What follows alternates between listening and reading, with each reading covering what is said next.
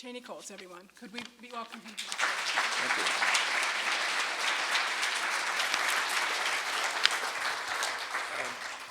you. Mary and I want to thank you all for coming to this great event. We're extremely flattered by having you all here and this learning so much. Just the last person talking about Fuji Tatsukichi just amazed me because not too long ago I think he was pretty obscure.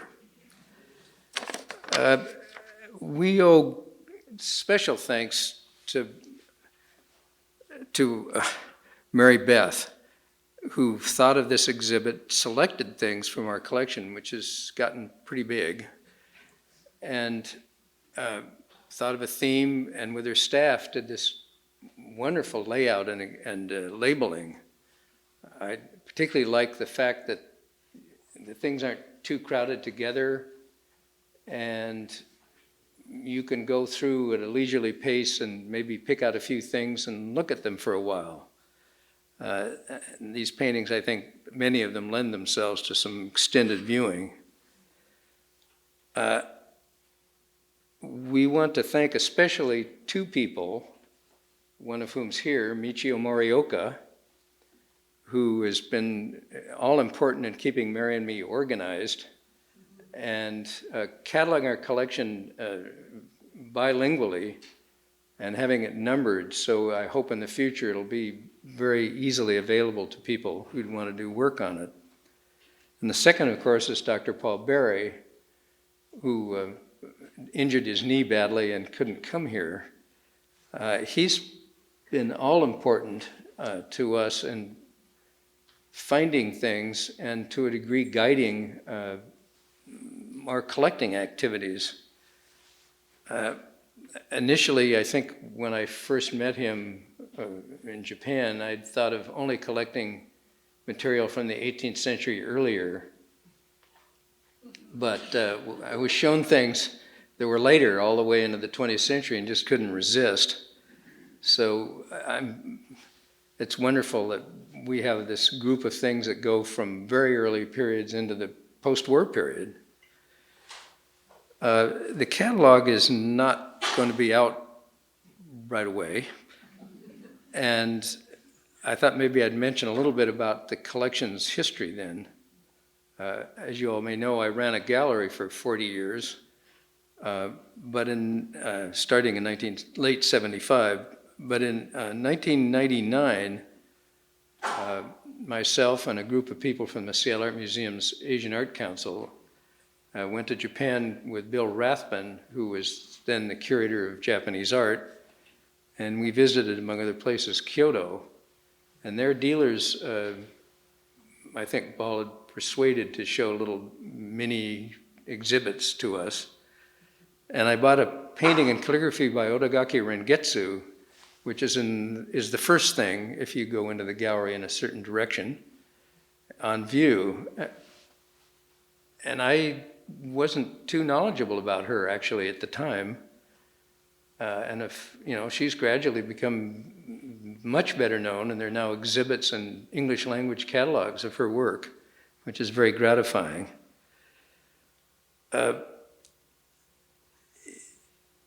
Then sort of 2001 and a bit later began to get more active and bought some paintings, including one nice landscape by Yosa Busan. It's not this one. And kind of never looked back. The core of the collection as it stands now probably is Nanga. And within that group, which is pretty large, and covers a lot of, that's not all that old a group, but goes all the way into the 20th century. Within that is Tomioka Tessai's work, for which we have a fair number. And then a few things, which are quite hard to find, of joint works by Tessai and his mentor, Rengetsu, which is, as you may know, it's highly unusual that a woman would be mentoring an artist who at the time was obscure, but later became very famous.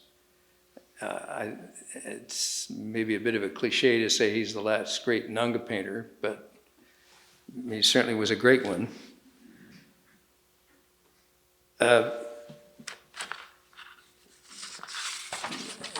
I'm hoping that there will be an exhibit of his sometime in the future in this country, because he was, I think, under the promotion of, in the late 60s, of Professor Cahill. They were promoted and there were some catalogs, and then it all died out. So I hope it can be a comeback, because his work is, I think, is really remarkable. During the opening in October, I asked a few relatives and friends that were here, kind of what they liked, and they picked out this hand scroll by Tessai of the Obsessions.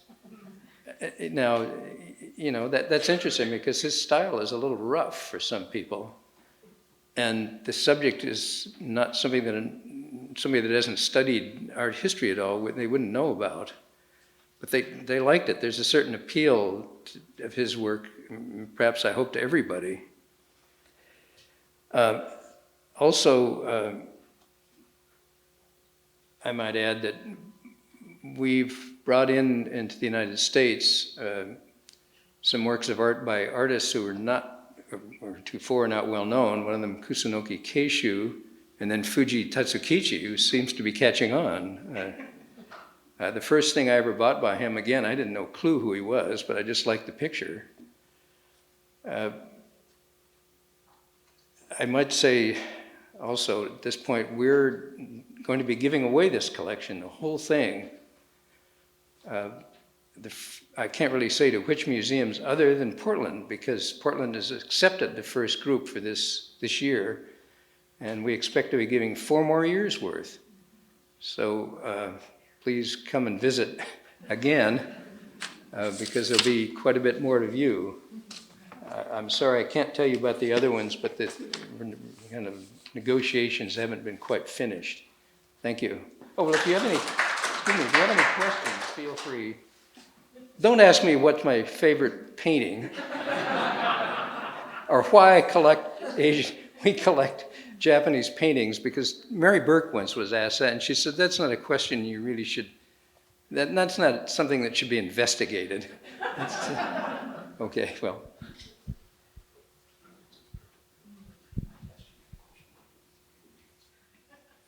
Okay, well, thank you.